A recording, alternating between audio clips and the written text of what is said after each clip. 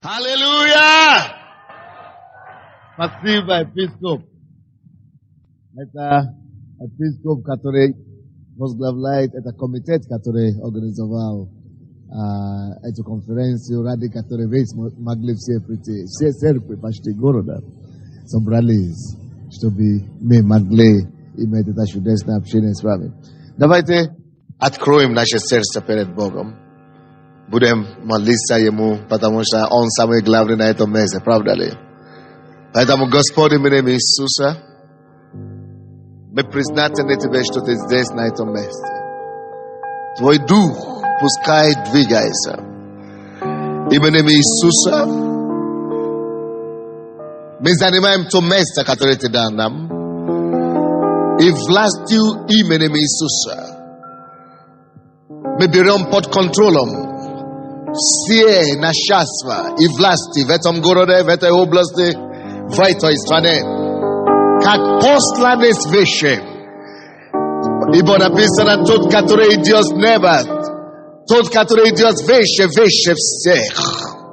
Мы пришли свыше, и мы провозглашаем наше превосходство, как представители живого Бога, над всяким духовным властью, над всякой духовной силой, над всяким духовным начальством в этом городе во имя Иисуса. Мы занимаем наше место у десного Отца, и мы сокрушаем под именем Иисуса всякую власть, всякое начальство, всякую силу, всякое контролирующее бесовское духи злобы под небесными. Мы повелеваем сокрушаться под именем Иисуса в этом городе во имя Иисуса Христа. Мы разрушаем всякие твердыни для распространения Евангелия. Мы повелеваем, чтобы все преграды удалились. Мы утверждаем, что Царство Божие пришло на это место. Во имя Иисуса Христа мы утверждаем Царство Божие над Санкт-Петербургом. Мы провозглашаем, что это святой город. Во имя Иисуса. Именем Иисуса мы утверждаем силу апостольства над этим городом. И, Господь, мы декларируем, что Твоя святость, Твоя праведность захватит этот город с севера до юга, востока до запада. И Твое владычество будет очевидно прогрессироваться от силы в силу, от благодати в благодати по этой земле во имя Иисуса Христа. Дух Святой, мы даем Тебе полный контроль над этим служением. Now, возьми полный контроль.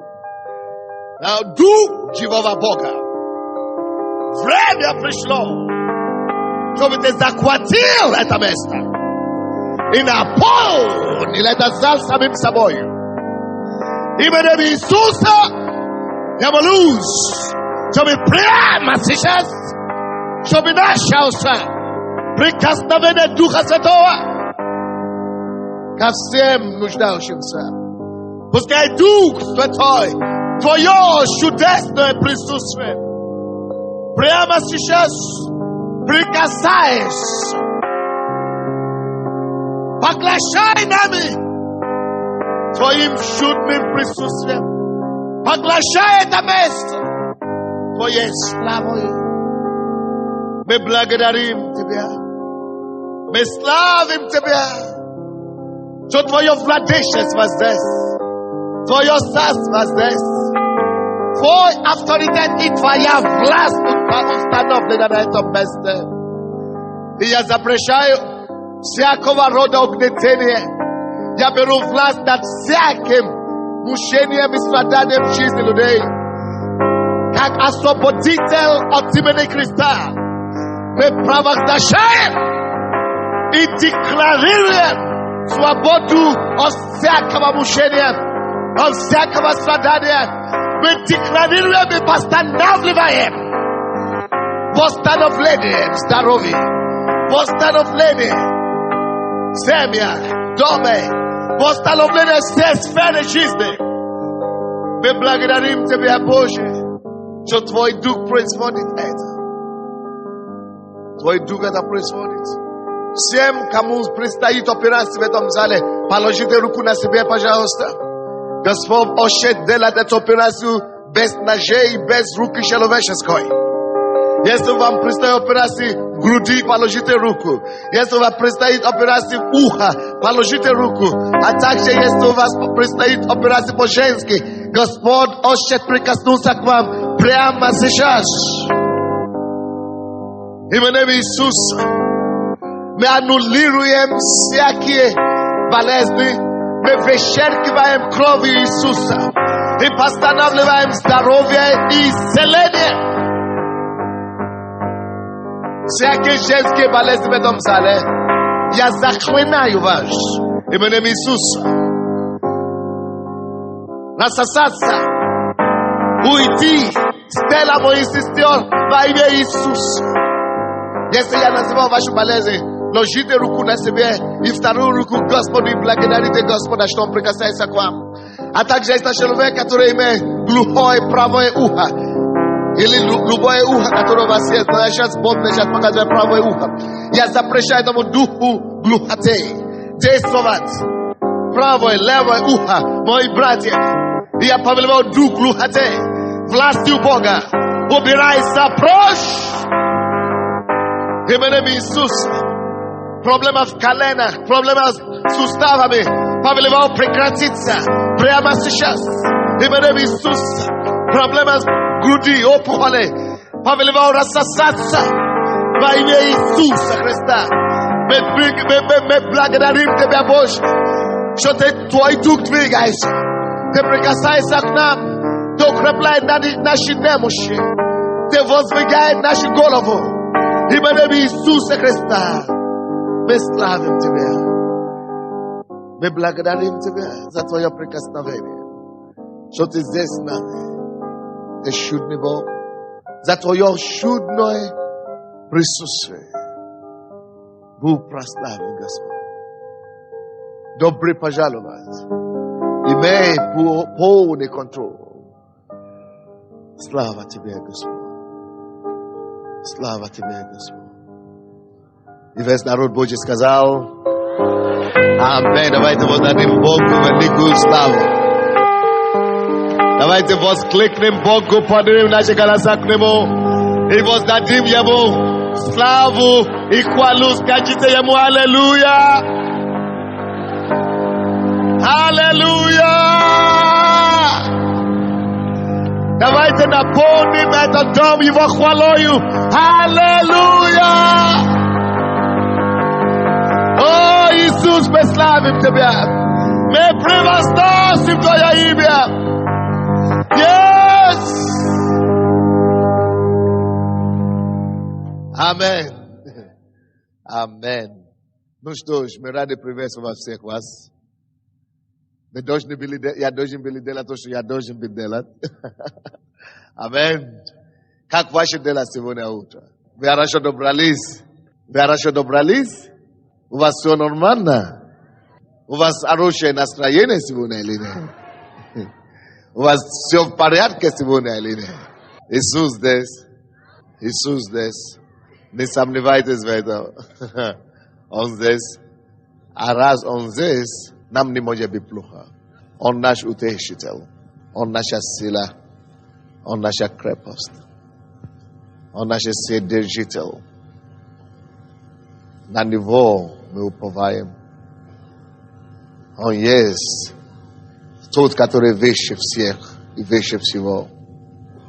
Он есть тот, который есть начало и конец. Он здесь, чтобы быть началом сегодня. И Он будет здесь, чтобы быть и концом. Он держит все под своим контролем. Его дух прикасается ко всем, которые открывают Ему сердце. Он делает заботу не только в этом зале. Он идет дальше, чем этого зала. Его дух будет видеть и двигаться. И когда мы будем говорить одно слово здесь, Господь будет его подтверждать по всему городу. Лежащие дома будут прикоснуться. Рука Божья будет прикоснуться к тем, которые лежат дома во имя Иисуса. Люди, которые в больнице, будут свидетельствовать по вашей молитве здесь, что они получают исцеление и освобождение.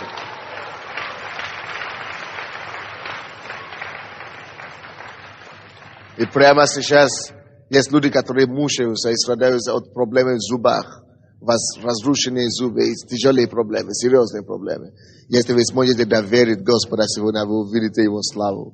Прямо сейчас Господь уже восстанавливает зубы. Ложите руку туда и просто принимайте ваше исцеление в зубах. Именем Иисуса. Я повелеваю, чтобы там не нуждалось, какая бы была нужда в этих зубах. Если это пломбы, чтобы сверхъестественно Духом Божьим сейчас были постановлены эти пломбы на место. Именем Иисуса. Если это какие-то боли, я повелеваю, чтобы они все прекратились прямо сейчас во имя Иисуса. Какое бы чудо и прикосновение бы не нужно. О, Дух Божий, сотвори и соверши это дело прямо сейчас. Во имя Иисуса.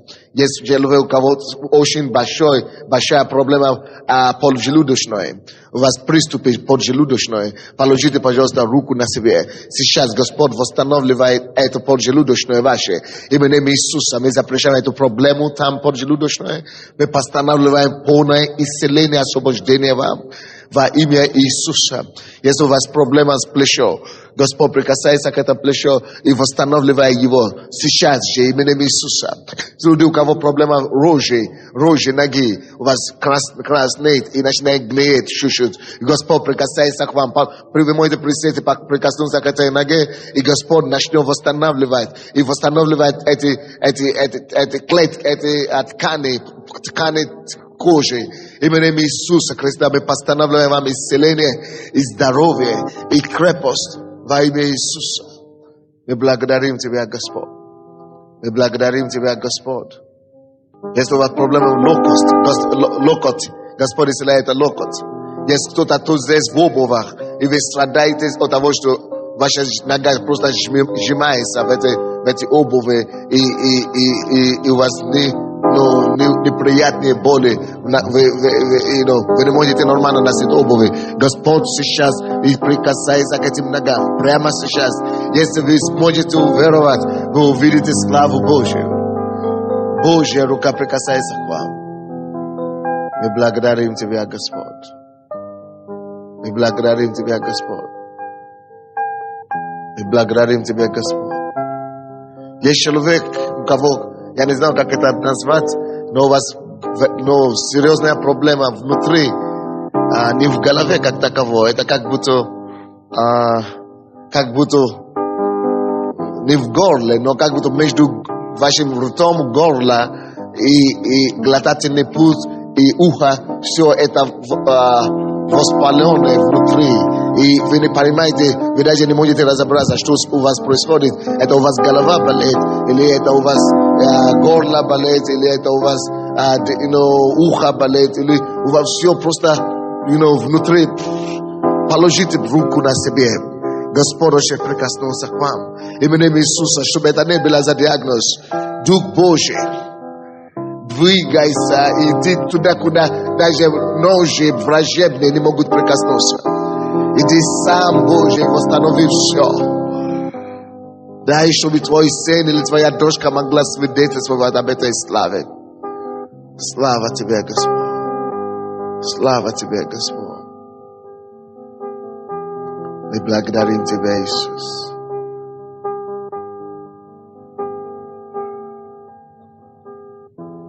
Если у вас псориаз в теле, положите руку на себе.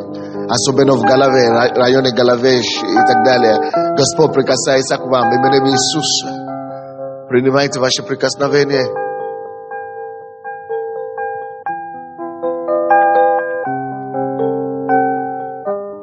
Еще одна женщина предстоит операция по-женски.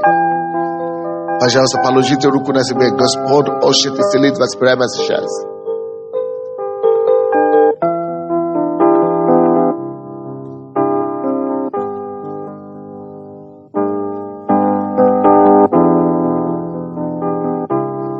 Мы благодарим Тебя, Иисус. Во имя Иисуса Христа. И весь народ сказал: Аминь. Дайте Богу славу.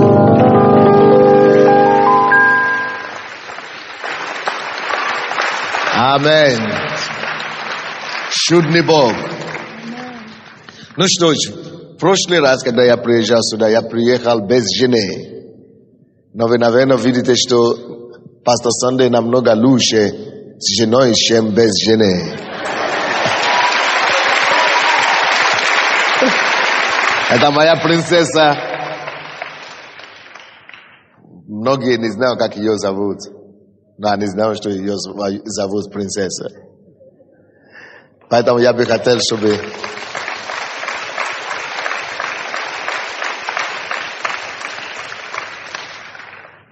Пока вы стоите, вы знаете, Бог еще мне показывает много чего, что Бог делает. И пока моя жена говорит, Дух Святой будет продолжать двигаться в этом зале. Я не знаю, я не хотел молиться за исцеление этим утром, потому что я это только учить пасторей.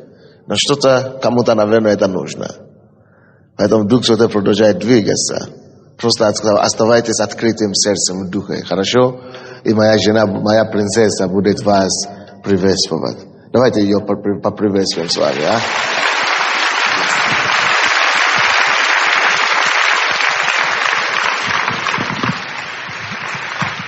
Спасибо огромное.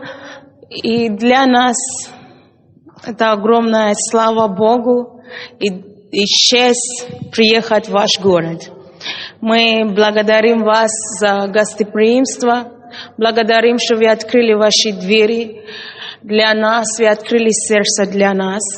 Мы благодарим вас за то, что вы увидели дар Божий в нас, потому что без Бога нет ничего стоящего в нас. Бог есть наш блеск и прелесть.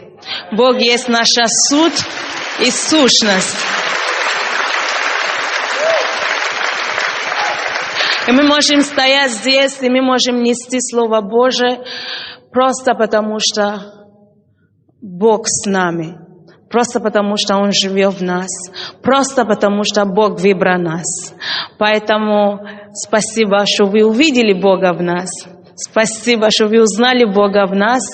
И кто принимает пророка, не останется без награды пророка.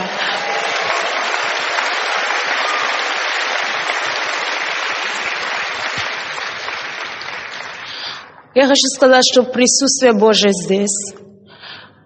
Не потому, что мы видим это присутствие, но потому, что мы верим в Слово Божие.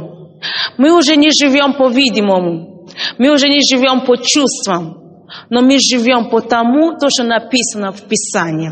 Библия – это вечная книга. Библия – это книга, которая была до нас, и это есть книга, которая будет после нас. Поэтому, стоявшая здесь, я просто хочу утверждать, что присутствие Божие здесь, мы утверждаем Его присутствие здесь, где 2 или 3 собраны во имя Его, Он обязательно здесь среди нас. Я хочу, чтобы вы открыли свое сердце. Я хочу, чтобы вы забыли, что вас привело сюда, чтобы вы забыли свои переживания, но чтобы вы открыли сердца для Иисуса, чтобы вы вошли, знаете, в глубокое общение с Богом, чтобы вы глотали Слово. Не осуждайте Слово сегодня, но просто глотали его.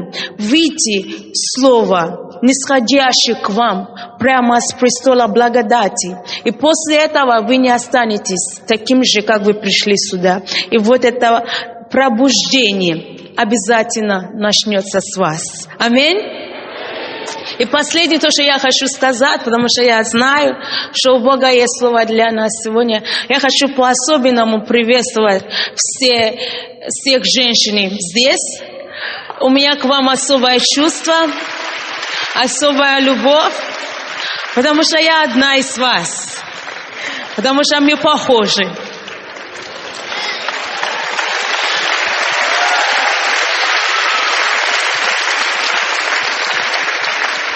Да, я приветствую вас. Я говорю, что вы очень важны для Бога, для Царства Божьего. Вы очень важны для мужского поля. И без вас будет туго, без вас будет тяжело. И для Иисуса Христа очень много женщин помогали Иисусу осуществлять Его призвание. Поэтому я хочу, чтобы вы тоже по-особенному открывали сердца для Иисуса сегодня, для того, чтобы вы могли исполнять Его видение для вас, для того, чтобы вы могли быть проводником и источником божественной любви для всех живущих в этом городе. Я вас люблю, и я знаю, что Бог вас лучше меня любит. Будьте все благословенны. Спасибо. Thank you, princess. Спасибо. Да. Ну что, давайте запровожаем ее. Слава Господу. Слава Богу. Ну что ж, добро пожаловать на конференцию. Добро пожаловать. Мы рады вас видеть. Знаете, есть что-то особое в том, чтобы быть первым, или чтобы успеть прийти в начало конференции. Есть что-то в этом. Знаете, кто из вас знает первое слово, которое Бог сказал, когда Он сотворил землю? Нет, первое слово, которое Он сказал. С первой фразы, давайте, приложение первое. На Библии, в Бытие, ну посмотрите. Какую фразу Господь сказал первую? Да, полностью. Да будет свет. Как это первое слово, которое вышло из уст Иисуса. Да будет свет. Аминь. Да будет свет. Это первое, что Иисус, то, что Бог говорил. Это то, что Бог сначала сказал. Да будет свет. Правильно? А до того, сама Библия, повествование говорит, в начале Бог сотворил небо и землю. А как это начало, всего Бог начал. То, что Бог начинал говорить, это то, что Он говорит, да будет свет. Так что в начале, первые слова Бога, то, что Он произнес, да будет свет. В начале Бог высвободил свет. В начале. Так что если вас нет, то в начале вы остаетесь в тьме. Вы не поняли? Очень важно обращать внимание на начало вещи. И те, которые приходят в начало чего-то, которые успевают в начале, особенно в начале конференции, у них особое благословение. Потому что в начале Господь высвободил свет. Он говорит, да будет свет. Именно начало свет приходит на любую вещь. Допустим, если вы хотите читать любую книгу, начало книга, предусловие, дает нам свет. Понятие обо всем, чем мы будем встречаться в этой книге. Первая глава книга, она как бы открывает нам и дает нам свет о том, что будет во всей главе, во всей книге. То есть начало это то, что просвещает. Начало это свет. В начале даже сам Бог высвободил свет. Потому что многие люди, то же самое в христианстве сегодня, многие люди, которые уже по 5-6 лет в церкви, из-за того, что у них не было начала веры, или начаток веры, у них не было ABC веры, они не закончили подготовительные. Допустим, по церквям мы говорим в нашей церкви, мы часто говорим, вам всем надо заканчивать уроки для новообращенных. Но многие делают вид, что они не слушают. Они говорят, зачем? Я уже сколько лет верующий, я уже сколько лет в Бога. Зачем? Я не новообращенный, я не то. Если вы даже 10 лет уже в Боге, но вы еще не закончили эти курсы новообращенные, очень много еще остаются в вашей жизни. Потому что начало Бог дает свет. Если бы вы закончили это АБЦ или курсы новообращенные, все фундаменты стали бы на месте. Все вещи стали бы на месте. Та тьма, которая была в вашей жизни, она бы просвещалась. Но если вы только любите приходить на воскресное служение, пропустили одно, пропустили другое, пришли на второе, одно схватили, второе пропустил, третье схватили, четвертое пропустил. Вот так и ваша жизнь. Начало очень важно.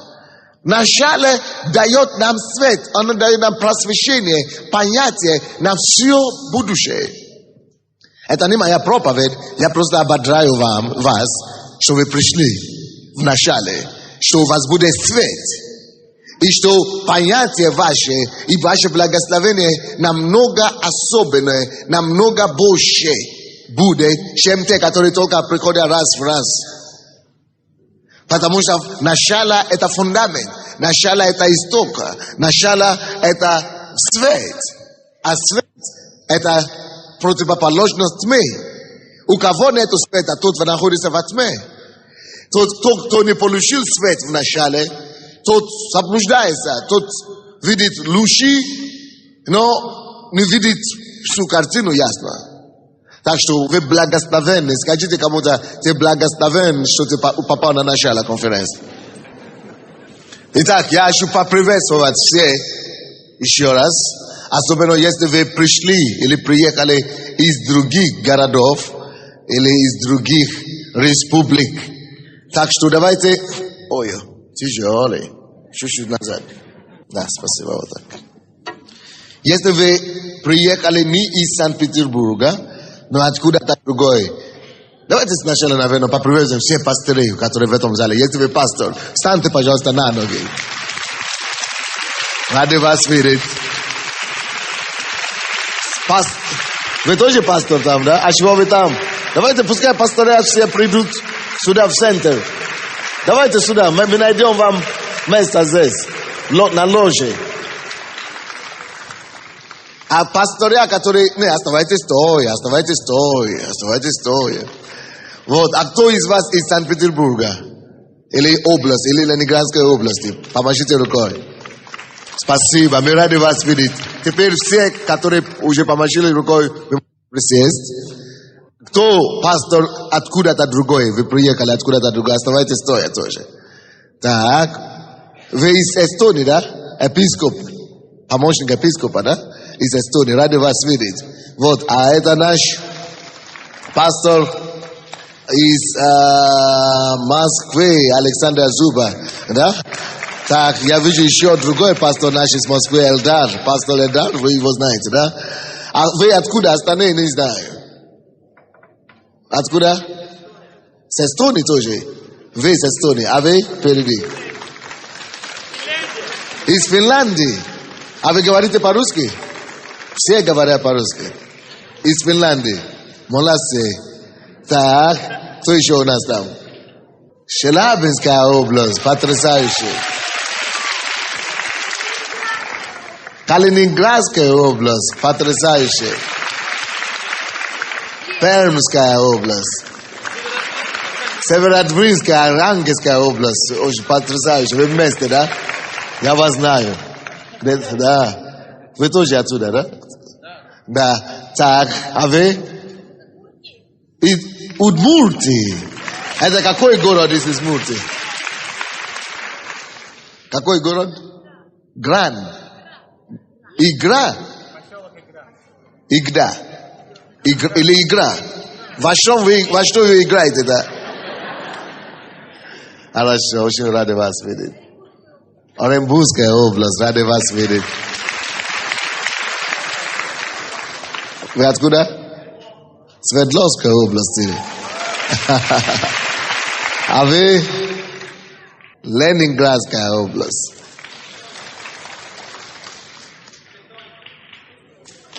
Эстония, рады вас видеть. С приездом. Откуда?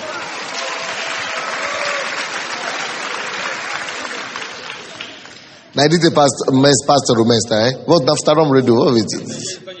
Из Донецка, с Украины. Ну, земляки. Молодцы. Это земляки приехали. Откуда та женщина, которая присела? Северный Кавказ. Рады вас видеть. Спасибо, что приехали. Ростов, да, я вас тоже знаю. Рады вас видеть. Тверь. С приездом, Твери. Кто-то еще там, вы указывали на кого-то? Здравствуйте. Карелия. Рады вас видеть. С приездом. А? Нижний или Великий? Нижний Новгород. Рады вас видеть. Давайте поприветствуем всех служителей Божьих, которые на этом месте.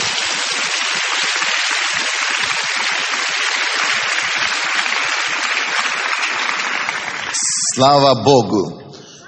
Ну что, сегодня я бы хотел начинать эту конференцию с проповедью для людей, которые действительно хотят принести изменения или пробуждение в свой город или в свою страну. Для пасторей, служителей и верующих, которые достаточно серьезные, чтобы заявить, что я хочу принести изменения или пробуждение в свой город. Есть ли люди такие в этом зале, которые скажут, что это моя мечта, я хочу быть использован Богом, чтобы принести Божье пробуждение в мой город, в мою страну? Помашите рукой. Окей, договорились. Тогда вы правильные люди в правильном месте. Прежде чем я открою слово, я бы хотел сказать, что мы все с вами знаем, что успех не бывает случайным. Нет случайного успеха. Вы можете это себе записать или заметить. Допустим, кто-то скажет, вот у него большая церковь, потому что шведы ему помогают. Да, потому что американцы помогли. Хорошо, с помощью американцев или шведов или кого угодно можно что-то начинать большое, построить большое. Но без Бога ты долго его не поддержишь большой. Аминь. Так, дети, давайте договоримся. Это пока моя зона впереди. Так что родители позаботьтесь о них, чтобы не бегали. Может быть, где-то мы можем собрать их все вместе, детей. Группа порядка есть? Помогите мне позаботиться о детях, чтобы они не бегали вот так. Спасибо. Значит, мы можем также сказать, вот, у вас такая церковь, это потому что вы в Москве. В Москве там не тяжело иметь большую церковь. А вот, приедете в Америку, там, где я живу, вы бы поняли, как тяжело создать большую церковь. Ерунда. Успех не бывает случайным. Потому что там же в Америке, допустим, я только что слышал недавно, на дне, мне говорили об одном человеке, Стэнли, по-моему, Фред Стэнли, Чарльз, это его сын. Вот его сын получил крещение, Чарльз Стэнли, он баптист, да? А его сын, я не знаю, как его звали, может быть, Фред или как. Но он получил крещение Духом Святым, и его церковь 6 лет церкви в Америке. То есть в Джорджии. Американец тоже, нормальный американец, но молодой, как я, 30 лет, по-моему. И за 6 лет построил церковь 15-тысячную. Даже в Америке. У меня друг, земляк, в Лондоне, тоже за 7 лет построил церковь 6 тысяч. У меня есть женщина, познакомили нас из Канады. Кто-то говорит, тяжело. Она за 7 лет, Да, по-моему, отсюда. Она за 7 лет построила церковь 5000-тысячную. То есть женщина, даже тем более. То есть места, объяснения, вот ему помогли кто, или, это ты в Москве живешь, почему, или ты, ты в Киеве живешь, поэтому так, или потому что это все ерунда. Лентяне всегда находят причины и оправдания, чтобы умолять других успехов. Скажите это кому-то. Лентяне всегда находят оправдание, чтобы умолять чужого успеха. Что-то вам неохотно, хочется это делать. Окей, мы поможем вам. Посмотрите кому-то в глаза, лицо в лицо. Держите их. И скажите ему, лентяне всегда стараются находить оправдание, объяснение, чтобы умолять чужого успеха. Вы не говорите, вы пишите. Не надо писать сейчас, надо говорить. Там там в вестибюле, как мы говорим, на ложе, вы скажите друг другу, пожалуйста. Только лентяне стараются находить объяснение и оправдание, чтобы умолять чужого успеха. В этом заявлении, которое я сделал, заметьте себе, чей успех они умоляют. Чужой. Я задаю вам вопрос, чей успех они умоляют? Что-то не слышно с этой стороны. Чужой. Если бы это у них столько успехов, они бы не сказали, что это только нам повезло, потому что кто-то помогли. Вы согласны? Амен. 100%. Конечно, нет. Это то же самое, кто-то скажет, кто-то говорит мне, ну, Йонгишу, это потому что он в Корее живет. Я говорю, ты сам поедь в Корею, поживи там. И когда ты построишь там миллион церковь, Попробуй, да? да, придешь и скажешь, там у всех церкви большие. Но сколько миллион? То есть успех не бывает случайным. Когда вы начинаете уже исследовать служение Йонгишу, вы увидите, есть секреты. Домашние группы. То другое, молитва. Другое, третье. То есть, заметьте это себе, я всегда люблю это говорить людям, что за всяким успехом стоит большой или большие тайны. Пишите это себе. За всяким большим успехом стоят большие тайны. Всяким большим успехом стоят большие тайны. Вот поэтому мы и приехали сюда, друзья, чтобы выяснить кое-что для себя. Если в советском пространстве мы имеем церкви, которые, дай слава Богу, многотысячные, за короткое время, то, наверное, что-то стоит за это. И я лично есть глубокий, убежденный человек, но что касается меня, и я хочу, чтобы вы поняли меня правильно, то это правда, то, что я скажу сейчас, хорошо? Я большой сторонник, что я не могу находиться в одном городе 2 года максимум, чтобы этот город не почувствовал на себе присутствие Царства Божьего. Конкретно, явно. 2 года. То есть это не потому, что я, но это благодаря тому, что я знаю.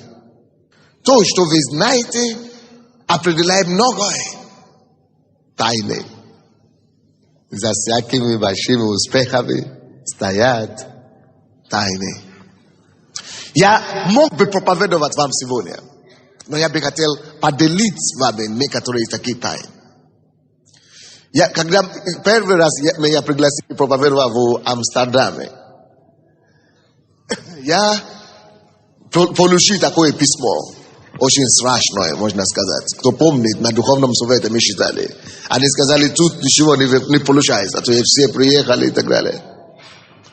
Но с Божьей помощью Бог продолжает мне показать и доказывать, что в любом городе, даже там, где люди говорят, это самый тяжелый город, вы найдете от одна церковь, там, которая прорывается.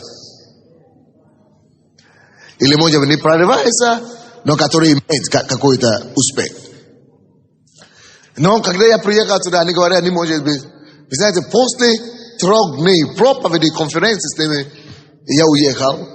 Пастор приехал к нам и говорил их церковь только за ваши 3 дня, которые вы были, после того, то, что люди начали жить по этому потом, то, что люди начали делать, церковь выросла из 700 человек до 1200 человек. Это в Амстердам, это не просто в каком-то городе. Амстердам считается кладбище Европы.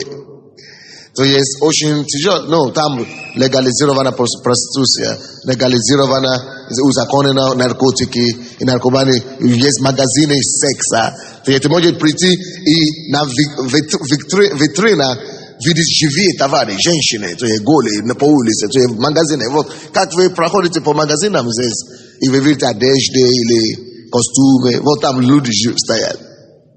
То есть, ну, до такого уже дошли в город, да? Но несмотря на это, Бог-то не изменился. Бог не отличается, и его сила не уменьшается от одного города в другой, или увеличивается от одного города в другой. Это зависит от тех людей, которые его представляют. Люди, которые из Киева знают, что после этих моих поездок, только 3 раза вообще-то я был в Голландии, но такое впечатление, что меня там... Вот я встретил одного пастора в Испании, другой пастор. И я говорю, меня зовут Сандей. Он говорит, а кто вас не знает? Вся Голландия вас знает. То есть она своей головой. Но когда специалист приходит, это совсем другое дело. Превращают. Но, мягко скажем, порой не очень красивых людей в красавице. Это их работа. Но почему они могут вот такие чудеса творить? Это очень просто. Потому что она знает, как это делать.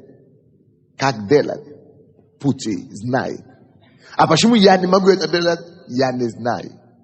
То, что ты знаешь, определяет то, что ты можешь делать. Ты не можешь делать то, что тебе не открыто. Ты не можешь делать то, что ты не знаешь. То, что ты знаешь, это только определяет масштаб твоего действия, твоей эффективности. Если ты ограничен некоторые познания и тайны, ты также ограничен в твоих победах, твоих успехах, твоих масштабах влияния. То, что человек знает, определяет то, что он будет и может делать. И это, мы видим это повсюду. Мы видим это, вот, поедешь в какой-то город, все тебе скажут, вот, здесь у нас церкви не растут, тяжело здесь. Но тебе не скажут, но скажут тебе, может быть, те, которые особенно честные, скажут, все церкви только 100 человек, только одна церковь там больше. Не скажу сколько, но больше. Чуть-чуть так. Ну, тоже там не важно, тоже там не... Остальные все одинаковые. Не совсем. А потом ты знаешь, там 3000. А вы сказали все, только 100. А как он достиг 3000? Значит, в том же самом городе. Значит, что-то возможно все-таки делать. Кто-то же сделал. Но нет, это было раньше, давно. Но это же в этом же городе все-таки. То есть, не будьте из тех людей, которые находят объяснение, чтобы оправдать своих несостоятельностей. Не будьте из таких людей. Будьте другими. Будьте из тех, которые возьмут быка за рогами. И скажут, чтобы это не было, чтобы это не стоило, мы одержим победу. Так, тема моей сегодняшней проповеди. Как принести пробуждение и духовный прорыв в город. Обычно, когда вы появляетесь в городе, если вы родились вообще-то, то, что я выяснил, если вы всегда жили в одном городе, и вы там же начинаете церковь, вам нужно иметь особое Божье призвание и помазание, чтобы иметь успех там. Это то, что я выяснил. Почему? Потому что, вы знаете это, что в каждом городе, в каждой стране есть силы, начальствующие. Есть то, что мы называем территориальные духи. То есть Ефесянам, 6 глава, 12 стих, там написано, наша брань не против крови и плоти, но против начальств, властей, силы тьмы века сего, да, мироправителей и так далее. То есть иерархии власти тьмы, и они, есть определенные духи, которые господствуют в определенной территории. Допустим, если вы поедете в Лас-Вегас в Америке, там очевидно можно видеть, что там дух азарта, дух азарта и денег, и мамона господствует. Допустим, если вы поедете в другом, даже в одном городе, можно сказать, иногда даже по средствам массовой информации, они иногда даже неверующие это замечают, что в этом районе города почему-то там самоубийство или убийство людей больше, чем в другой районе города. Или в одном районе города больше там пьянства. Или в одном районе города больше проституции. Или в каком-то районе города также сами в стране есть разные духи, которые контролируют разные территории. И по слову Иисуса Христа, вы можете открыть, вы можете не открыть пока, но согласно Евангелию от Луки, 11 глава, 20 по 22 стихи, Иисус говорит, что кто хочет взять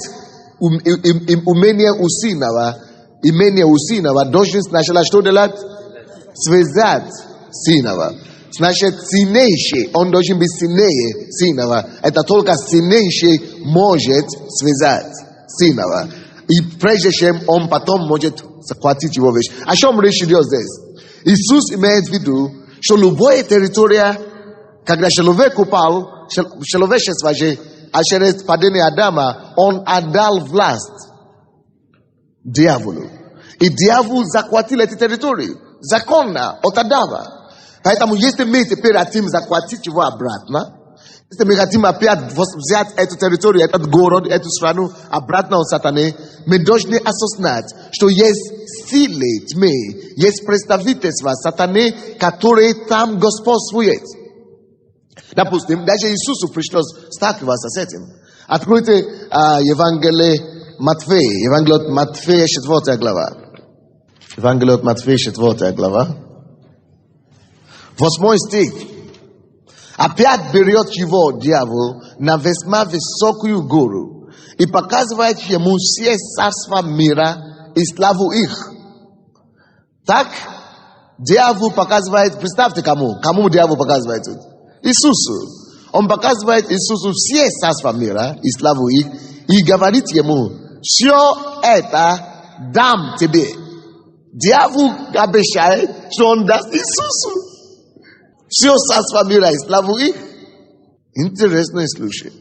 Если падшие поклонятся мне, тогда Иисус говорит сатана, и написано Господь Бог и так далее. В другом месте Писания, вот это Иисус говорит, дьявол здесь говорит, поклонись мне. И если ты падший преклонишься мне, я отдам это тебе, ибо это все предано в мои руки. В другие места. Он говорит, ибо это предано в мои руки, я тебе это дам. Действительно, нет проблем. Вы поймите, что Иисус даже не попытался спорить с дьяволом. Когда дьявол это заявил, что вот, посмотри на все царства, и славе их, я тебе это дам. Иисус понимает, что у дьявола законное право на всей земле. Поэтому Иисус даже не попытался с ним спорить. А как это? Он правду говорит в этом направлении. Вот дьявол, сатана. Он говорит, я тебе отдам. Он имел что дать. Поэтому Иисус не поклонился. Иисус не говорит, у тебя все равно ничего нет. Я все равно преклонюсь и посмотришь, что у тебя ничего нет. Нет. Иисус не смел преклониться ему. Не смог. Не дай Бог. Потому что Иисус понимает, что то, что он говорит, это правда. Если бы Иисус поклонился бы, он бы стал рабом его. И действительно, он бы имел какие-то влияния на земле. Но это не то. Иисус есть Господь, царей. Аминь. И Иисус, он победил его другой истиной. То есть, действительно, когда человек упал, когда Адам упал, власть над этим миром, согласно 2 Коринфянам 4:4, вы, наверное, это тоже знаете, там написано, что Бог мира этого, Бог мира всего, это дьявол, что, он ослепливает глаза людей. То есть, он стал как бы Богом. Итак, над всяким городом, над всякой страною есть сила тьмы, которая господствует. И что мы должны делать, если мы хотим принести пробуждение туда? Мы должны это осознать. Что всякое пробуждение и изменение в городе, в стране, начинается в духовном мире. И мы должны также дать себе отчет, что этот город под какими-то определенными силами тьмы. А если, согласно Иисусу, вы можете открыть Луки 11 глава, если я буду иметь успех здесь, я должен прежде всего быть уверен, что я сильнее. Написано, только сильнейший может связать сильного. Сильнейший, значит, он должен быть сильнее его. Мы должны в духовном мире прийти как сильнейший. Во-первых, осознавая, что Боже тот, кто в нас, того, кто в мире. Но не просто это знать в голове, но практически набирать также внутри себя духовную силу и энергию, чтобы захватить, чтобы победить и иметь контроль над этим городом. Допустим, когда я приехал в Украину, я жил в Беларуси раньше, я приехал в Украину, вы знаете, в то время, 93 год, я заметил, что положение духовного мира, то есть давление духовное, намного было больше над Украиной, чем даже Беларуси. В то время. Я приехал из Минска, и мне показалось, что я попал в какую-то тушу тьмы, бесов. Я чувствовал прямо, как будто я хожу под такой потолком, как бы такой тьма висит прямо. Я чувствую, мог это видеть. Черная туша. Я не видел физическими глазами, но я чувствовал это. И я даже еще не знал тогда, что Бог мне скажет переехать в Киев. Но я начал молиться внутри себя, что Господи, подними людей в этом городе, которые бы встали и разрушили бы эту тушу. Но я не знал, что это мне Бог скажет приехать. Через какое-то время Бог мне сказал, что я должен поехать сюда. И я приехал. И когда я приехал туда, я еще вам сказал по своему опыту. Год не начинал церковь. Я работал на телевидении. Я не был пастором. Но чем я занимался? Я молился по 4-6 часов в день. Я пробивался. И большинство из этих молитв, это не Господь, спаси Украину, Господь, пошли что-то. Нет, я молился, и большинство из этих молитв, это было духовные брани. Это не то духовные брани, которые занимались здесь 5 лет, 6 лет тому назад, что они берут живот и орать какие-то, детский сад. Нет, это не то, о чем я говорю сейчас. Я говорю духовные брани, которые на основе Слова Божьего. То есть я открывал Слово Божие, и я говорю, Господь, Твое Слово так говорит, что допустим, ты отнял силы, Колоссянам 2:15, ты отнял силы у власти и у начальства, и ты сделаешь его открытым позором, или как там по-русски? Посмешищем. Ты властно подверг его позору. Поэтому именем Иисуса, я как твой представитель. То есть то, что я знаю, что Боже, тот, кто во мне, того, кто в мире, это для того, чтобы я мог действовать, чтобы я мог что-то делать этим. Поэтому я стою в молитве. Я могу открыть такое местописание и начинаю молиться так 2 часа, 3 часа. Не только 1 день, 2 дня. Я начинаю говорить, Господь, я беру власть. Я начинаю разрушать. Сам на своем языке, на духе, на русском, на английском. Я просто как Дух Святой меня ведет. Я начинаю пребывать. Я начинаю молиться по ночам. Сам. Когда у меня еще ни церкви не было, ничего. То есть, почему я это говорю? Почему это важно? Обычно, когда вы посылаете миссионера, или вы приезжаете в какой-то город, вы всегда слушаете, как люди говорят, а здесь тяжело, а здесь, или даже в другой какой-то город или церковь, люди исповедуют некоторые вещи, и вы чувствуете, как верующие, что это неправильно. Может быть, миссионер приезжает, допустим, в Ленинград, Санкт-Петербург, и слышит, что люди все говорят, что в Санкт-Петербурге все люди такие культурные, интеллигентные, они не принимают слово. И ты думаешь, ерунда, все это будет, да. Ты думаешь, потому что ты откуда-то другой. Ты чувствуешь, что то, что они говорят, можно менять это. Можно что-то делать, можно... что это не так. Это, они только так видят. Это не совсем так. Что люди все могут принять слово. Вы чувствуете это. И вы приходите в церковь, допустим, приезжаете в другой город, и вы приезжаете в какие-то церкви, и вы сразу видите все то, что они неправильно делают. Вы видите то, что они не так делают. И вы знаете, что можно это лучше делать. И вы слышите, что вместо того, чтобы они улучшили то, что есть, они жалуются. Они наоборот говорят, что тот не может быть, тот город виноват, тот правительство виноват, тот другой. А вы видите, что это все не то. Но мы все это чувствуем, да? Вы же ездите в другие города. И вы чувствуете, если бы я был здесь, я мог бы по-другому делать. Если бы я здесь жил, может быть, не в Санкт-Петербург, может быть, вы поехали, допустим, в Украину, или вы поехали в Россию, или на Запад. Если бы я здесь жил, можно было, я мог бы что-то делать. Однако, после того, как эти люди приезжают в те города, о котором они говорили, что все легко можно делать, они сами начинают жить там, может быть, действительно начинают стараться что-то делать по-новому. Но через год, 2 или 3, они сами начинают обнаруживать то, что они тоже начинают те же самые слова говорить, как и прежние. Вы не замечали такие вещи? Или замечали? Или наоборот, вы были в другой церкви. И вы видели все, что пастор делал неправильно. И вы сами понимаете, что вы могли бы лучше делать. Вы это понимали, вы даже видели, как это улучшить. Но как только что вы начинаете свою церковь, вы сами стали пастор, потому что это вы сами стали, когда вы еще не были на месте власти. Вы были помощником или просто лидер, потому что это тяжесть не на вас. Но когда вы уже стали на месте власти сами, тяжесть и давление пришло тоже на вас. И через год, 2, вы пытаетесь что-то делать, не получается. Потом, через 3 года, вы сами уже начинаете говорить точно как и все.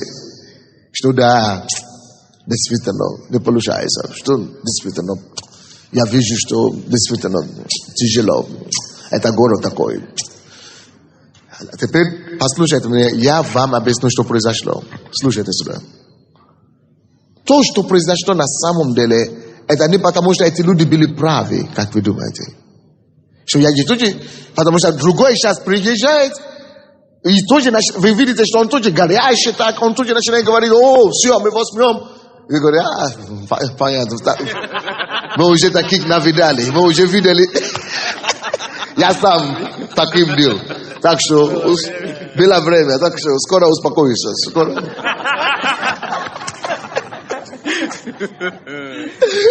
Мы уже это видели, короче. Хорошо, я тебе даю 2, год, 2, максимум, успокойся. Знакомо ли это кому-то? Но слушайте, на самом деле то, что происходит, это не потому, что действительно это город тяжелый и порабощает все живущие в ней. Как вы помните, числа 13 глава говорит, это о заглядателей, 10, которые говорили, мы не можем взять эту землю. Это они вот так говорили, что эта земля тяжелая, она поглощает все, которые там живут. То есть это земля, которая покарает все живущие на ней. Мы не можем ее взять. Она нас тоже поглотит. Но на самом деле, послушайте сюда, друзья. Я, чтобы вы не пропустили это сейчас. Смотрите на меня. То, что произошло, это то, что вы пытались войти в эту территорию сильного, и менять И брать эту территорию, взять эту землю, брать его имущество без достаточной силы, чтобы сначала связать сильного, а просто хотели делать хорошие дела.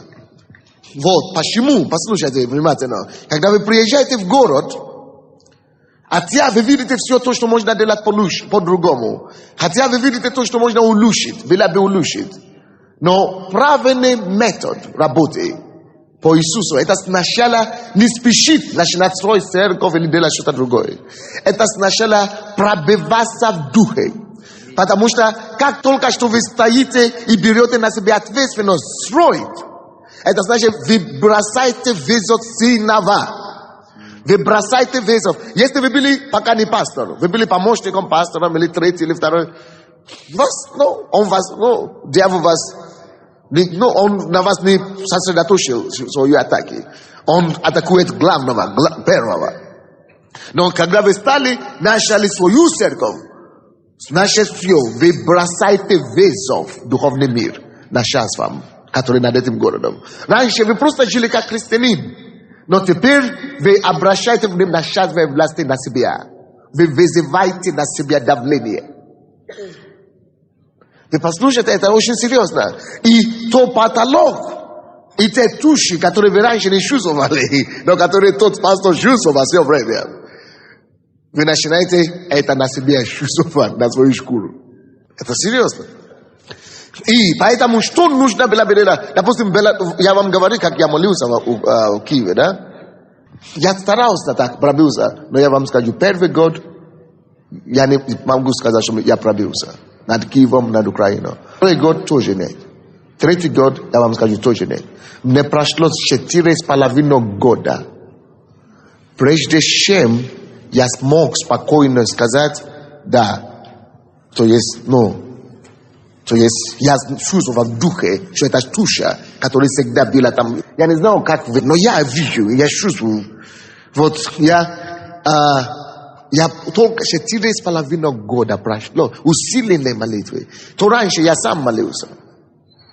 Если бы я сам бы остался один, без обученных, воинственной молитвы, верующей, наверное, еще годы бы прошли.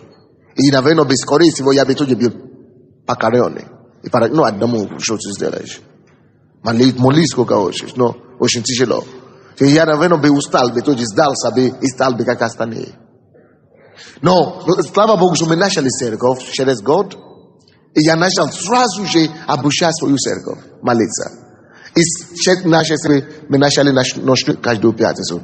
Пятницу не раз в месяц, потому что я понимал, какая задача стоит перед нами. Я чувствовал это давление, и эту тушу над собой. И я понимал, что мы не пробились. Мы должны атаковать, пока не будет победы. Я должен научить людей, они должны научиться молиться и целенаправленно молиться. Молиться и пробиваться и через силы тьмы. Только через 4,5 года такое впечатление, что небо открылось. И с того времени, как я это начал чувствовать, любой человек, кто начинает откуда-то, с Америки, с Запада, даже с России, приезжать в Киев, они начинают говорить, у вас что-то другая атмосфера. У вас что-то, легче здесь дышать. У вас что-то здесь другое. Это правда. Они тоже чувствовали, что духовная атмосфера изменилась. И это повлияло, когда духовная атмосфера меняется над страной и над городом, это влияет не только на одну церковь.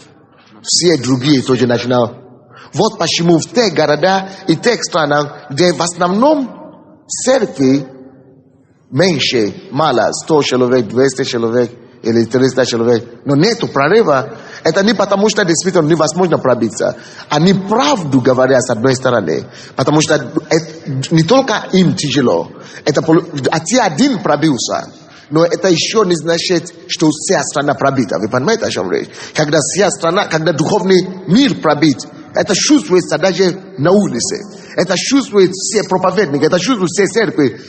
Когда вы ходите в любой город или любая страна, и вы видите все церкви в одном состоянии, упадничество и уничижение, это потому что эти все церкви, тело Христа в этом городе еще не пробились.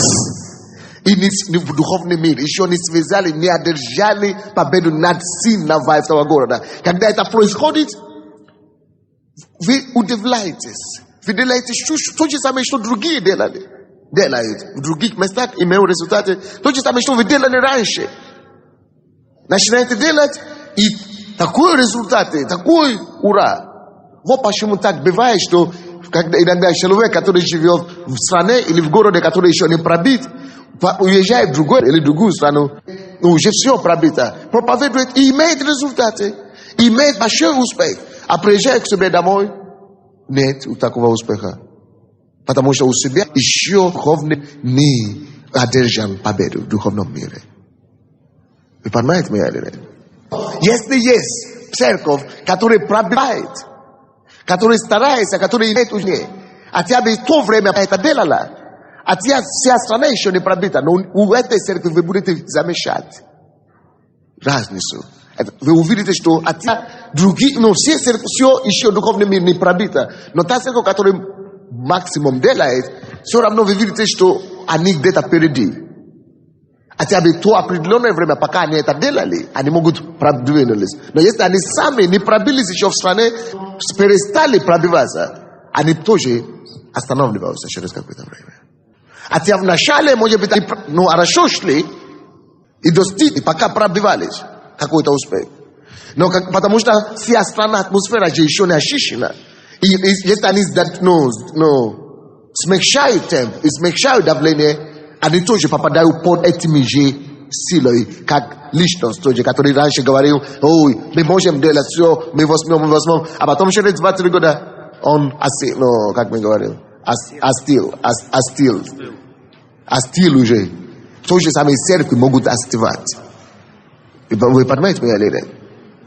Поэтому, если мы хотим принести изменения, первый фактор, первая вещь, что нужно делать, это осознать, что это духовный бранд, и что вам нужно одержать духовную победу. Вы должны одержать победу над духовным миром. Вы должны победить духовную атмосферу.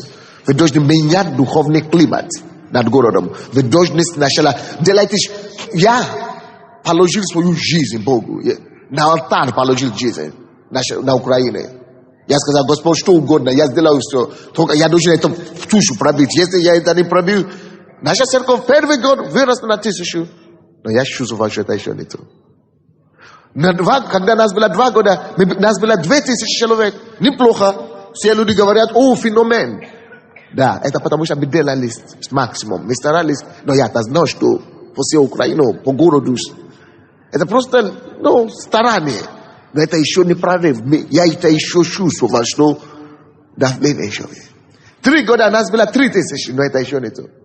Но слушайте, как только что мы пробились, после 3-го года, так весь ад. До того, как пробить, как раз накануне прорыва, я сказал, что это прорыв случилось 4 года, когда наша церковь была 4,5 года.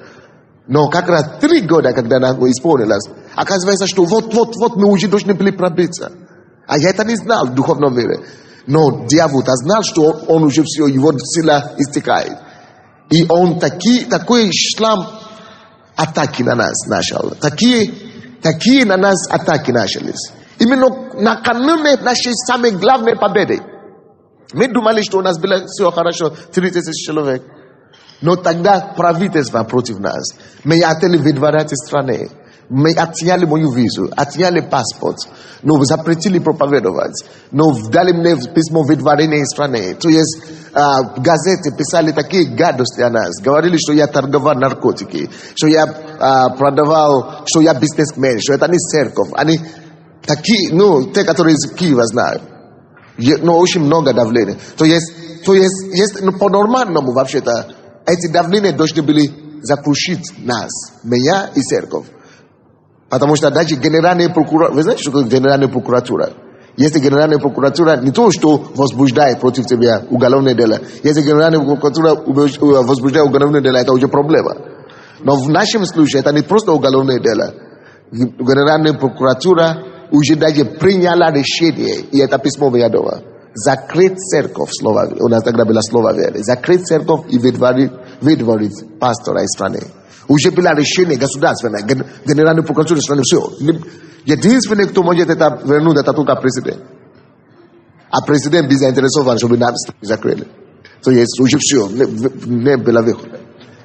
То есть такие проблемы начались как раз потому, что дьявол чувствовал, что мы уже он хотел, чтобы мы сдались. Если бы мы сдались, те истории, которые вы слышите об Украине, сейчас вы бы не слышали. Мы же были на Украине все время, уже 8 лет.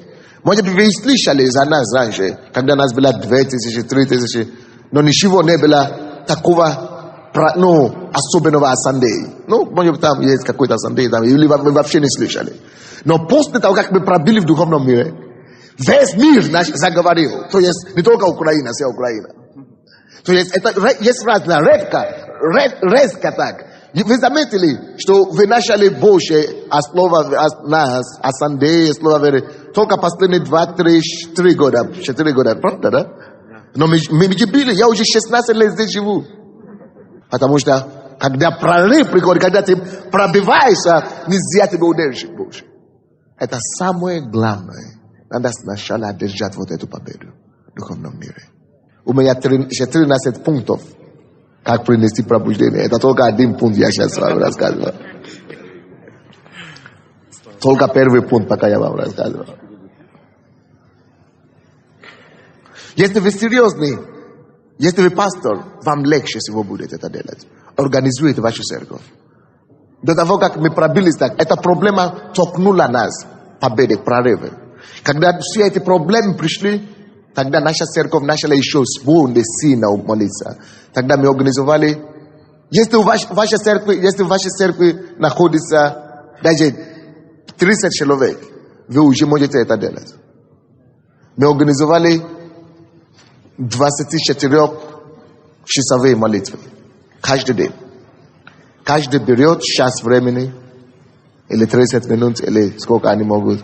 И мы молимся круглосуточно. Каждый имеет свое время. Это до прорыва.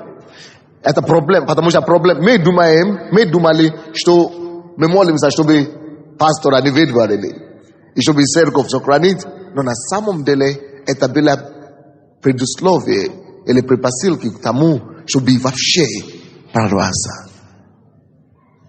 Поэтому интенсивная молитва стала намного интенсивнее в церкви. А вы видите, никакая победа не приходит дешевая. Не бывает победы без сражения. То есть без молитвы Бог не будет делать, как вам сказать, по блату пробуждения кому-то. Каждому нужно платить по полной программе. Всю цену. Поэтому если, допустим, написано, что на небе есть чашка, которая наполняется молитвой святых. Вы знаете, да, там ее откровение. То есть чашка, которая наполняется. Если есть чаша, и это должно наполниться, чтобы пробуждение переливалось потом пробуждением, а вы хотите молиться только на пол чашки, вы не увидите это пробуждение. Если все страны, все, которые имеют пробуждение, они действительно переливают, они должны наполнить эту чашу, то вам тоже надо будет наполнить эту чашу. Допустим, в нашей церкви, мы уже даже не молимся за пробуждение. Мы не молимся за... это уже просто стала система. Люди молятся 24 часа. Кроме того, мы имеем постоянно ночные молитвы каждую пятницу с 11 до 6 утра. А кроме пятницы, у нас еще молитвенные группы каждый день с 11 до 6 утра молятся. То есть каждый день ночная молитва. То есть мы просто покоряем Украину в духовном мире. И что это нам дает? Люди думают, что 20 тысяч это много. На самом деле, все, кто в Киеве был, и кто знает нашу церковь, знает, что 20 тысяч это минимум того, что мы могли охватить. Несмотря на то, что мы никогда не делали крусейды и так далее. Но сила Божья из-за того, что молитвенное накоплением, мы уже переполнены небо молитвами.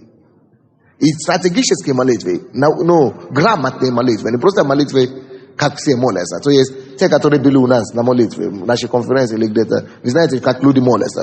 Они молятся стратегически. То есть я научил их это. И я хочу, чтобы ободрить пасторей, что вы должны научить, не просто сказать вашим людям молиться, гнать их. Они будут уставать, и они не будут видеть толку, и это неэффективно. Вы должны научить людей молиться эффективно, чтобы они могли видеть результаты явные. Поэтому то, что мы говорим за 20 тысяч, это даже не представляет нашу церковь правильно. Потому что влияние нашей церкви на Украине сегодня, от президента до дворников знает, кто такой Сандей или его церковь. То есть влияние в Киеве, наверное, человек 200 тысяч считает меня своим пастором. Может быть, не с пастором своим, но с пастором.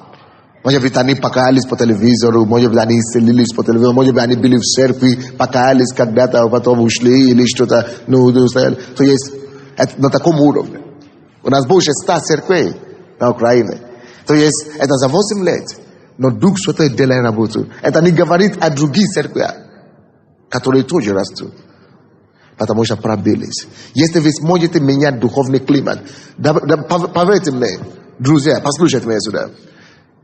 Один человек не может прийти к вам, я приехал, чтобы за одну конференцию менять сам духовную атмосферу.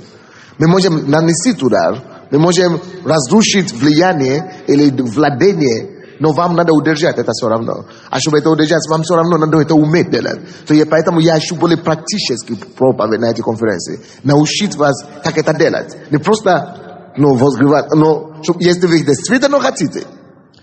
Потому что ключевой вопрос здесь, что вы хотите.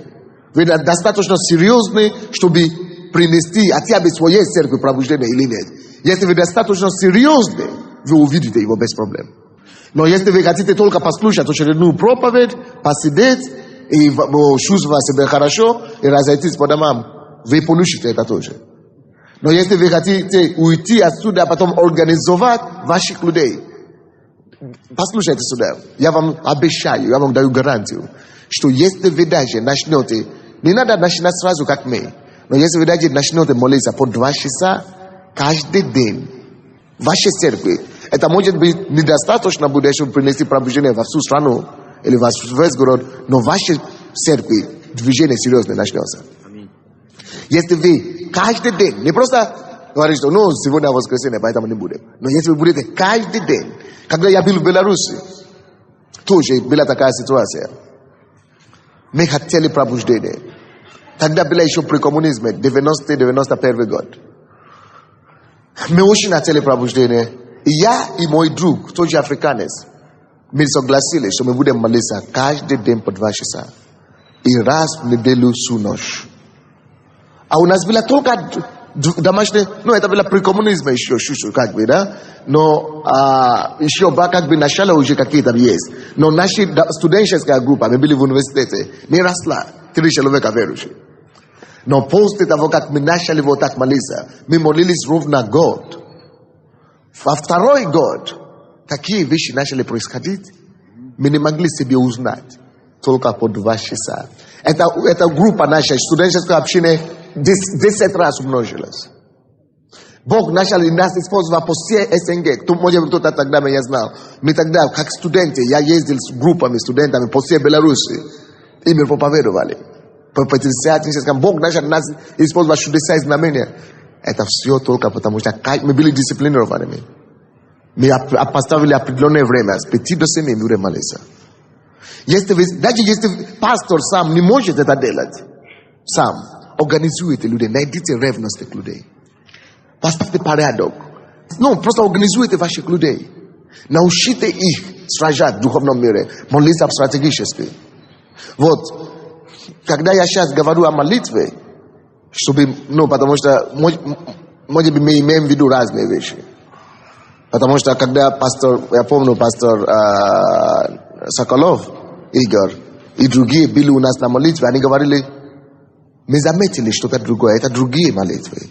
И я хочу, чтобы они, не моими словами, потому что я не буду учить вас, как молиться о молитве сейчас, но я хочу, чтобы они просто подсказали, какой разницу, вы идите сюда, какая разница, что вы это видели, вы видите, что раз, вы не сами говорили, что вы как-то по-другому молитесь.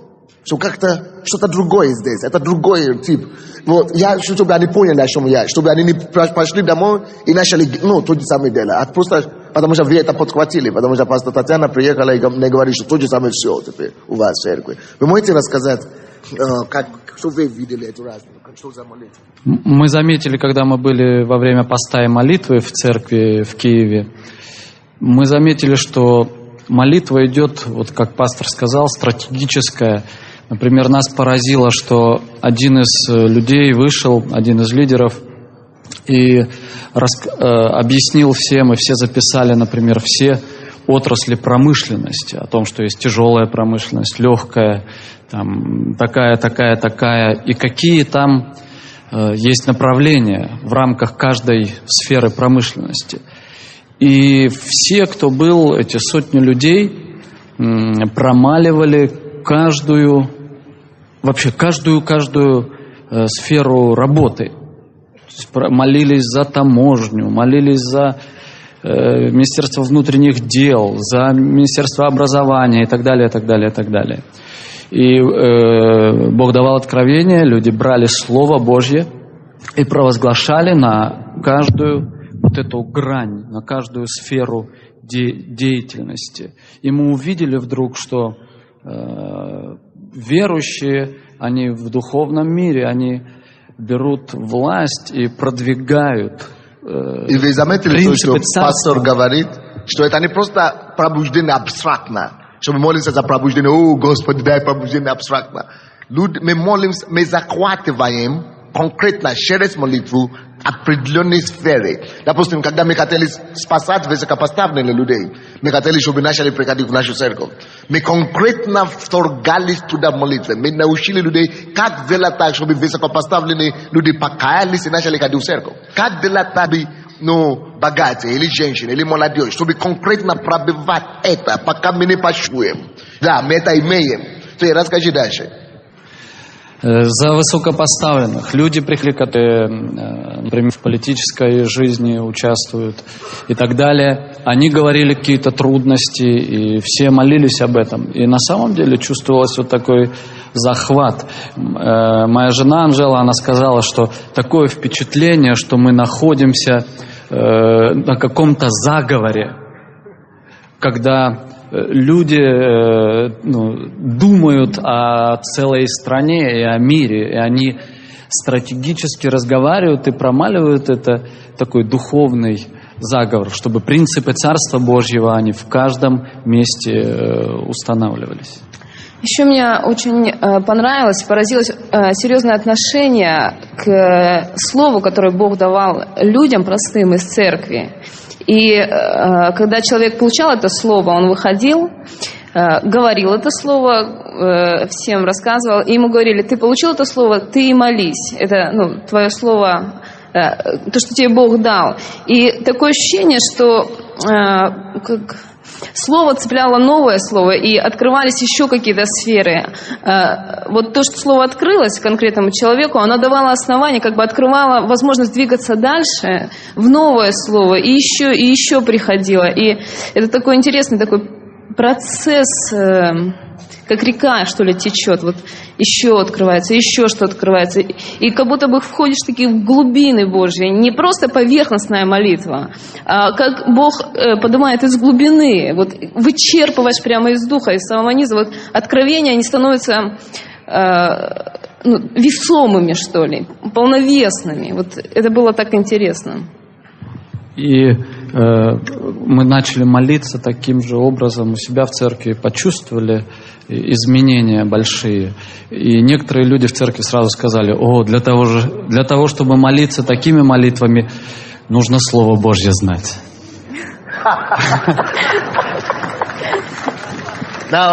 То, что вы начали сейчас молиться вот так, что вы скажете, потому что я считаю, чтобы они захватили, чтобы они не ушли просто возмущаясь и думая, а что это такое. Вы скажите, какая разница тогда между вот теперь, как мы с вами молимся теперь, или как вы теперь молитесь, и как люди общие вокруг, как мы молили раньше, или как другие молятся. Какая разница можно привести? Ну, например, последний раз, когда мы молились, пост и молитва был, Бог дал нам откровение о том, что в церкви должно быть много разных входов в церковь для разных групп людей. И мы взяли книгу пророка Неемии, и там разные ворота, и Бог дал нам образы, этот образ из Слова Божьего, и мы промаливали конкретически каждую сферу, в которую мы двигаемся, каждую группу людей, на которые мы нацеливаемся, и Бог давал нам слово об этом откровении.